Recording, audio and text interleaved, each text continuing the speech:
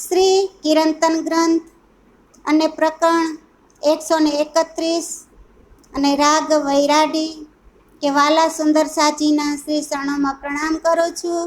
અને હે વાલા સુંદર સાચી, આપણને મહામતે શ્રી પ્રાણનાથજી કહે છે કે આપણને મનુષ્ય તન મળ્યું છે, તો કે છે આ જીવન મનુષ્ય જીવનની અમૂલ્ય અવસર આપણને પ્રાપ્ત થયો છે, તો એને આપણે ગુમાવી દેવાય નહીં. કે છે હાથમાં જે અવસર આવ્યો છે એ અવસરને આપણે સ્વીકાર કરી લઈ. કે છે કે 84 લાખોની ભૂમિ અને આપણે આ મનુષ્ય અવતાર આપણને પ્રાપ્ત થયો છે. આવી રીતે મહામતી શ્રી પ્રાણનાથજી કહે છે કે આવ્યો અવસર કેમ ભૂલીએ રે, કારણ એક કોરિયન, એટલા માટે આપ મૂંઝાઈ, કેટલા કરશો કે કોટ વિઘ્ન. કે 84 લાખ યોનિમાં ફરી ચૂક્યા પછી પ્રાપ્ત થયેલ મનુષ્ય જીવનના કે છે કે અમૂલ્ય અવસરને પેટની તૃપ્તિ માટે એક કોરિયો ઘાસ કે છે માટે કેમ વ્યર્થ જવા દો છો. કે છે આ જીવનને વ્યર્થ કેમ જવા દો છો. કે છે કે ફક્ત આહાર માટે જ માયાના બંધનમાં બંધાવાનું, ફક્ત આ પેટમાં એક કોરિયો અન્ન માટે આપણે માયાના બંધનની અંદર બંધાઈ જવાનું. કે છે અને શું અસંખ્ય વિઘ્નો કેમ ઉત્પન્ન કરી રહ્યા છો. કે છે આ જીવને કે છે કે જીવ તો આ અસંખ્ય કેમ ઉત્પન્ન કરી રહ્યો છે, વિઘ્ન આપણી માટે છે તે વિઘ્ન કેમ ઉત્પન્ન કરી રહ્યો છે. કે છે કે પ્રગટ વસન સુણો ઉત્તમ માનસો, તમે વહોરવા આવ્યા છો સુખ, કે પણ આણી ભૂમિ મૂંઝવણ ઘણો વિસ્મી, પણ સુખને આડે છે અનેક દુઃખ.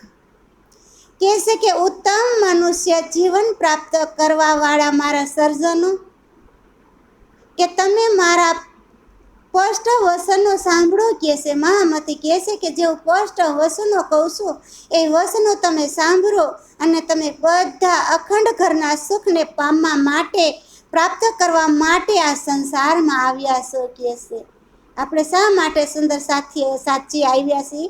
કે છે કે આપણે તો અખંડ સુખને પામવા માટે આ સંસારની અંદર આવ્યા છીએ.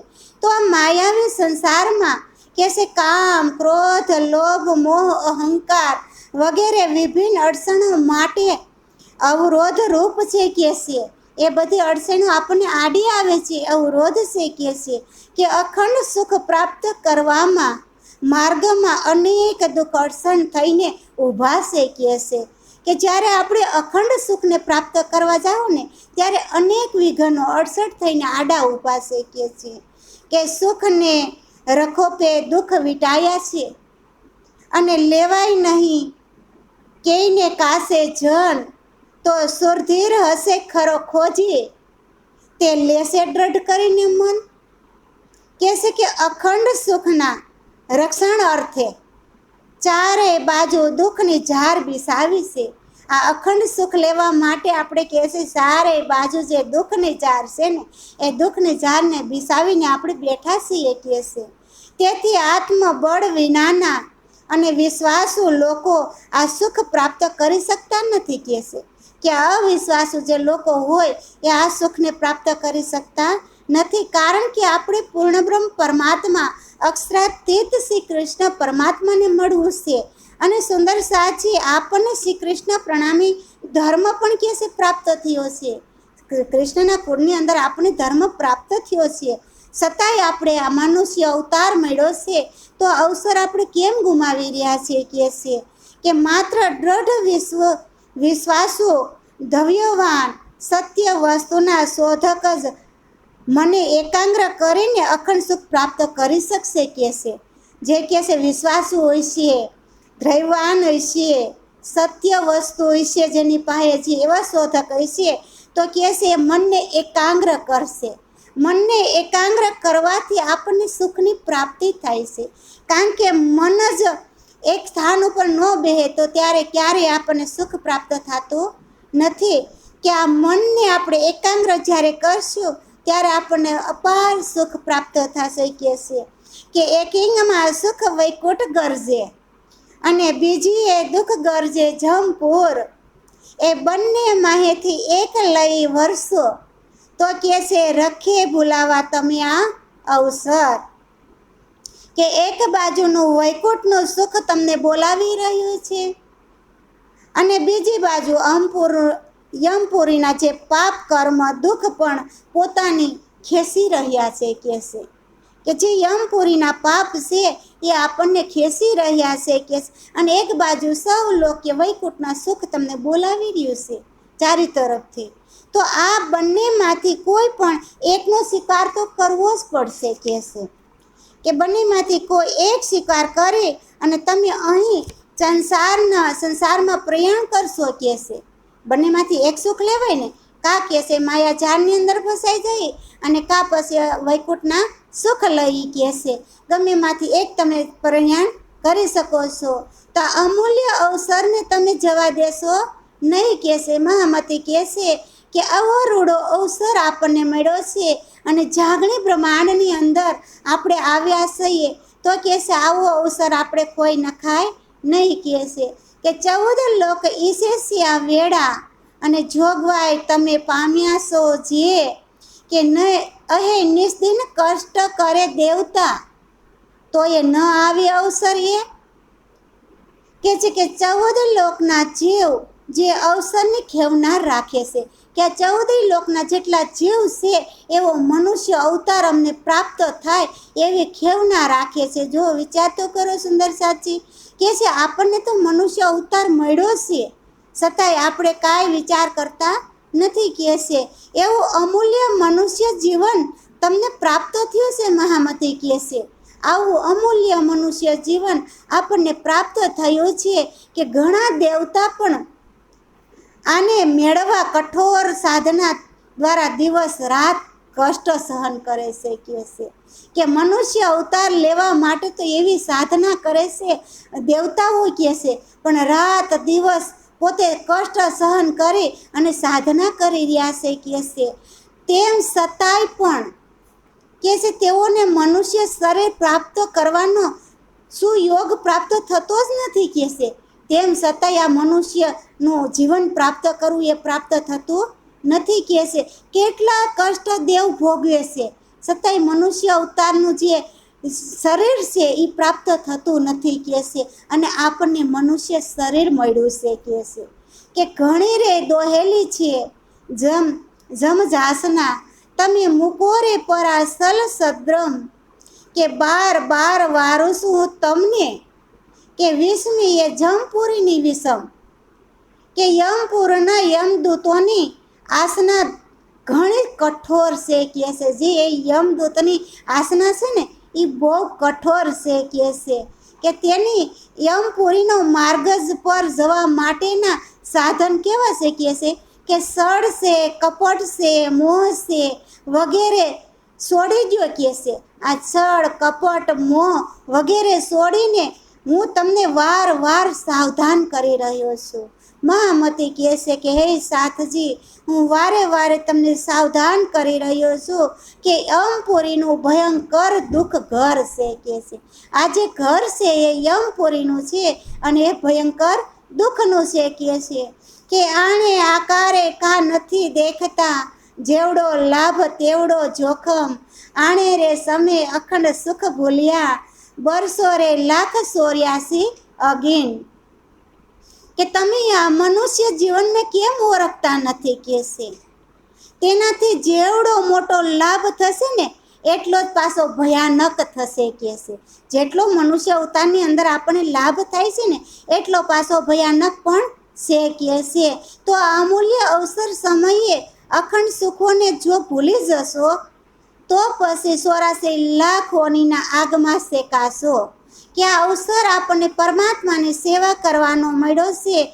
સ્વયં શ્રી કૃષ્ણ પરમાત્મા આપણા પતિ જે શ્રી કૃષ્ણ પરમાત્મા છે એને આપણે ભૂલી જવું, સ્વયં રાજી મહારાજને જો ભૂલી જવું તો કે ફરી પાછો 84 લાખ યોની અવતારમાં આપણે શેકાવવું પડશે કે અખંડ સુખ લીધાની આ વેળા કે આપણને અખંડ સુખ લીધાની વેળા મળી છે કા ન કરો સર્વ સાધન, કે પરમેશ્વરને પાર કરી રે માં કરો રે એવા કરમ અધમ.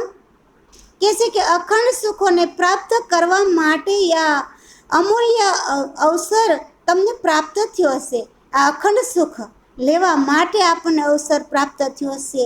તેથી તેમને માટે અનુરૂપ કાર્ય મહેનત કેમ કરતા નથી? કારણ કે સુંદર સાચી મહામતી કહે છે કે પૈસા કમાવા માટે જેટલી મહેનત કરી છે ને એટલી મહેનત કરવા આપણે પરમાત્માને પામવા માટે કરતા નથી કહે છે. તો કહે છે તેથી તેને માટે અનુકાર્ય મહેનત કેમ કરતા નથી? પરમાત્માને મળવા માટે કેમ મહેનત નથી કરતા? કેમ આપણને ક્યારેય એવું નથી થતું કે મારે પરમાત્માના દર્શન કરવા છે? આપણે તો મોજ શોખ કરવા માટે ચારે તરફ દોટ મૂકી રહ્યા હોય છે, પણ પરમાત્માને દર્શન કરવાનો લાભ આપણે ક્યારેય લઈ શકતા નથી. ક્યારેય આપણા જીવનની અંદર એવું નથી આવતું કે મારે મારા પરમાત્માના દર્શન કરવા છે તો મને કેવી રીતે પરમાત્માને પ્રાપ્તિ થાય એવો અનુભવ આપણે ક્યારેય કરતા નથી. કહેશે કે પરમાત્માને છોડીને આવા અધમ અને અનિંદનીય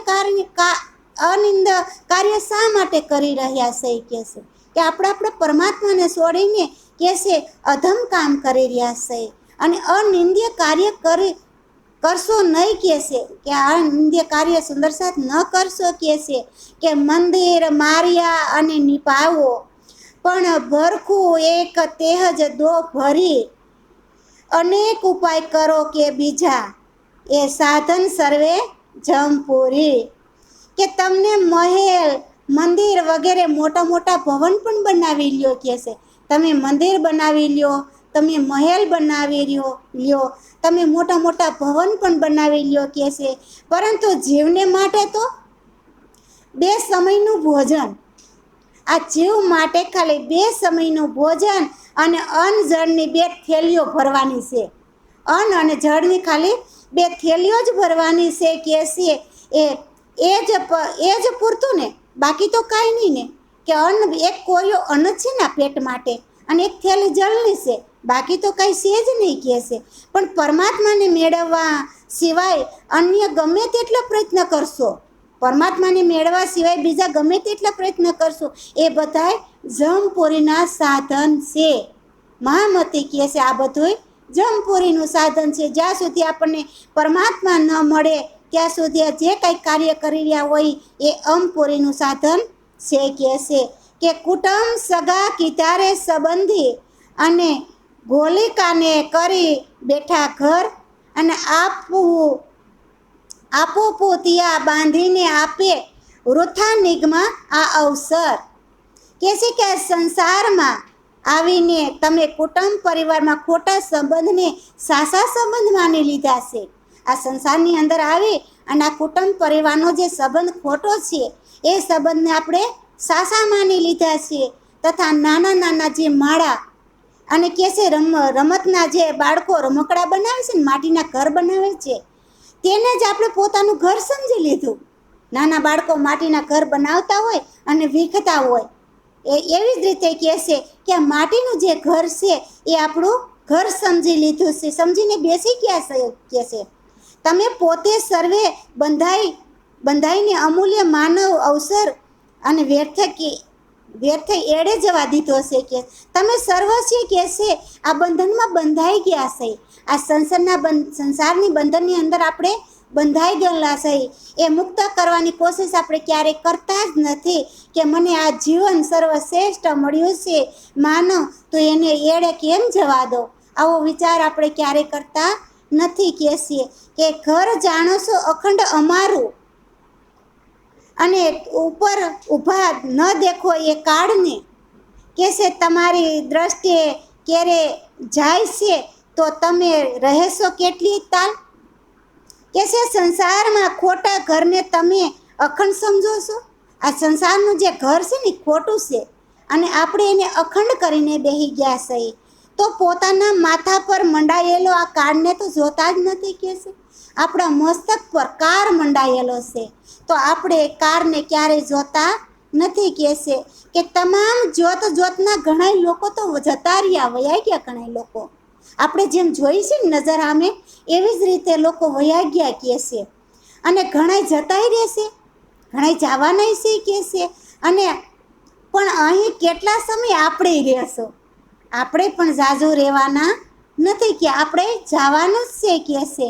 કે ઉષા વસ્ત્ર પહેરી આકાશે, અંતરિક્ષ રાખે છે આકાર, અને ભોમ ઉપર પગ ભરતા જ નથી, એની પેરે બાંધ્યો છે આ સંસાર. કેસે મૂલ્યવાન વસ્ત્ર ધારણ કરીને સંસારના લોકોનું મસ્તક ગર્વની આકાશને અડાડવા લાગ્યા. મૂલ્યવાન વસ્ત્ર પહેરે અને સંસારના લોકો મસ્તક કેસે ગર્વથી આકાશને પોતાને અડાડવા લાગે છે. તેઓ હવામાં ઉડવા લાગે કહે છે. એ બધાય તેઓ હવામાં પણ ઉડવા લાગે. એમના પગ જમીન પર ટકતા જ નથી. એમના જે પગ છે એ જમીન પર ટકતા નથી. આ રીતે સમગ્ર સંસાર મોહ અને અહંકાર અને અજ્ઞાનમાં બંધાયેલો છે કહે છે. આ અજ્ઞાનના બંધનની અંદર, મોહની અંદર આ જીવ બંધાયેલો છે કહે છે. તો આ જીવને મુક્ત કરવા માટે સ્વયં સચિદાનંદ સ્વરૂપ શ્રી રાય શ્યામાજીના શરણોની અંદર આપણે વારે વારે પ્રણામ કરવા જોઈએ કહે છે. કે આપ પસાડી લાવ્યા છો ધન, અને ઉષા થાવા રવેદે કરો છો દાન, અને નહીં રે આવે તે અર્થ જીવને, તો લઈ જાય છે હવે વચ્ચે અભિમાન. કહેશે કે શરીરના કષ્ટ આપીને તમે ધનને એકત્રિત કરો છો. આ શરીરને કેટલું કષ્ટ આપીને આપણે ધન પ્રાપ્ત કરતા હોય, ધન ભેરું કરતા હોય કહે છે. અને સમાજમાં પ્રતિષ્ઠા મેળવવા માટે દાન પુણ્ય પણ કરતા હોય છે. કે હું કંઈક, મને કોઈક મારા 5 વખાણ કરે એટલા માટે આપણે દાન પુણ્ય કરતા હોય. અને કહે છે દાન પુણ્ય કરી અને આપણી પ્રતિષ્ઠા જે છે એ મેળવવાની કોશિશ કરતા હોય છે કહે છે. અને જીવનને એ દાન પુણ્ય કામ, આ જીવને કહે છે દાન પુણ્ય કાંઈ કામ આવતા નથી કહે છે. કારણ કે અભિમાન પુણ્યને વચ્ચેથી છીનવી લે છે. કારણ કે જ્યારે આપણે દાન પુણ્ય કરતા હોય ને, ત્યારે સગતના લોકો આપણા વખાણ કરતા હોય. વખાણ કરે ને ત્યારે જ આપણું દાન પુણ્ય તરત ખેંચાઈ જાય છે. કારણ કે વખાણ કર્યા, વખાણમાં તો આપણું કાંઈ રહેતું નથી કહે છે. કે કોઈ ભાઈએ આ પુણ્ય કર્યું છે, આ દાન કર્યું છે, આવી વાતો કરવા લાગી જાય તો કહે છે વૈષ્ણવથી જ એ સીનવાઈ જાય છે કહે છે. તો અશુભ કર્મ જેમ લીએ નિંદ્યા, અને શુભ કર્મ નામ લઈ જાય, તો ગોપ સાધન કીજે તે માટે, તેમ સુખ જીવને પહોંચ થાય. કે જેવી રીતે નિંદા અશુભ કર્મોના પાપને લઈ કરે છે. જો કોઈ નિંદા કરતું હોય ને તો આપણા પાપનું હરણ થઈ જાય છે. નિંદા કરવાવાળા નિંદા કરે એ પાપ એને વયું જાય આપણી પાસેથી, કે થોડુંક આપણું પાપ હોય તો. તેવી જ રીતે પ્રશંસા પણ શુભ કર્મોને પુણ્યને લઈ જાય છે. કોઈ આપણી પ્રશંસા જો કરશે ને તો આપણા પુણ્યને લઈ જશે. સુંદર સાચી આવી રીતે મહામતી કહે છે. એટલે આવી દેખાવની કોઈ પ્રશંસા આપણે કરવાની નથી કહે છે. તેથી સાધનાના સંતાઈને કરવી જોઈએ. આ જે પરમાત્માનું ભજન છે, જે પરમાત્માની સેવા છે, એ સેવા સંતાઈન કરવાની વાત કરે છે. મહામતી કહે છે જેથી જીવાત્માને સુખ પ્રાપ્ત થાય છે. તમે જેટલી સંતાન સેવા કરશો, જાહેરમાં સેવા નહીં થાય ને, અને સંતાન સેવા કરશો ને તો એ સુખ તમને બધું પ્રાપ્ત થાય છે કહે છે. નકર તો આ સુખને કોઈ બીજા લઈ જાય છે. તમારા વખાણ કરવાવાળા આ સુખને કહે છે લઈ જતા હોય છે. અહીં એક પ્રશંસા રૂપી બંધનને જ જીવને બાંધી રાખ્યો છે. કે જે પ્રશંસા કરે છે ને એ જીવને બંધનમાં બાંધી જ રાખ્યો છે કહે છે. અને અન્ય બંધનોથી તો વાત જ શું કરું, પ્રશંસામાં જીવ બંધાઈ જાય છે. કોઈ આપણી પ્રશંસા કરતા હોય તો આપણને કેટલું સારું લાગતું, આ જીવ એમાં બંધાઈ ગયો ને. તો કહે છે કે કોઈ એમાં બીજી તો શું વાત કરું કહે છે કરવી. કે સાધુ સંતોની વાણી સાંભળતા છતાંય પણ બધા જાણી જોઈને આંધળાની જેમ બધા બંધનોમાં બંધાઈ જાય છે. આપણે કેટલા સાધુ સંતોની વાણી પણ સાંભળી છે, છતાંય આપણે આંધળાની જેમ દેખાતું ન હોય ને એવી રીતે કહે છે આપણે આ માયાના બંધનોની અંદર આપણે ઘૂસવાઈ ગયા છે, માયાના બંધનમાં બંધાઈ ગયા છે. કહે છે કે બંધ 24 બીજા અને એની જોડે વળી 5 ઇન્દ્રિય ને 9 અંગ, 3 પક્ષ 3 ગુણ રે, તે બંધ બાંધી દુઃખ દીધા તે અભંગ. કહેશે કે સાથોસાથ જીવને અન્ય 24 પ્રકૃતિની અંદર બંધાઈ જાય છે. એની સાથે પાછા જીવને 24 પ્રકૃતિની અંદર બંધાયેલો વર્ગેલો રહે છે. અને ઉપરાંત તો 5 ઇન્દ્રિયો, 9 દ્વાર, 3 પક્ષ અને 3 ગુણ. કહેશે કે આ બધા બંધનોને જીવ સદાય દુઃખ ભોગવી રહ્યો છે. આ બધા બંધનોની અંદર બંધાય અને આ જીવ આવું દુઃખ ભોગવી રહ્યો છે કે આ રીતે જીવ અનેક રૂપી બંધનમાં દ્વારા પોતાની જકડાઈ ગયો છે. આ રીતે આ જીવ બંધનની અંદર સંસારમાં બંધાય અને આ જીવ પોતે જકડાઈ રહ્યો છે. અને આ શરીરના બંધનમાંથી, આ ગુણાંગ ઇન્દ્રિયોની બંધનમાંથી મુક્ત થવાનો વિચાર જીવ છે આ ક્યારેય કરતો જ નથી. કહેશે તે જરા પણ પગ હલાવી શકતોય નથી, આવો બંધાઈ ગયો. કેવો સંસારની અંદર જીવ બંધાઈ ગયો કે પોતાનો પગ આમ તેમ થતો નથી. કહેશે એવો આ સંસારની અંદર જીવ બંધાઈ ગયો છે. અને આ પ્રકારે બંધાયેલો જીવ વૈકુંઠના સુખની અભિભાષા કરે છે. કહેશે આવો બાંધેલો જીવ હોય એ વૈકુંઠમાં પૂગે ખરો, અને એ જ જીવ પાછો કહેશે વૈકુંઠની આશા રાખે છે. અને પરંતુ આવા ઉચ્ચ સ્થાન પર આ પ્રકારે કેવી રીતે પહોંચી શકે? આ વૈકુંઠનું સ્થાન એવડું ઊંચું છે, તો એની ઉપર કેવી રીતે કહેશે આ જીવ પહોંચી શકે? તો આપણે તો વાલા સુંદર સાધજી પરમધામની અંદર પહોંચવું છે. તો આપણે કેવી રીતે બંધનમાં બંધાયેલા હઈશું? તો કેવી રીતે આપણે પરમધામ પહોંચી શકશું? કારણ કે આ ગુણ અંગ ઇન્દ્રિયોથી જે બંધાઈ ગયેલા આપણે સહી એ બંધનમાંથી આપણે મુક્ત થવું જ પડશે. ત્યારે જ આપણને પરમધામની પ્રાપ્તિ થશે. ત્યાં સુધી આપણને પરમધામની પ્રાપ્તિ થવાની નથી. કહેશે કારણ કે બંધનમાંથી મુક્ત થયા વગર આપણને પરમધામનું સુખ ક્યારેય પ્રાપ્ત થતું નથી. આવી રીતે મહામતી શ્રી પ્રાણનાથજી આપણને સંદેશો આપી રહ્યા છે. બોલો શ્રી પ્રાણનાથ પ્યારે કી જય.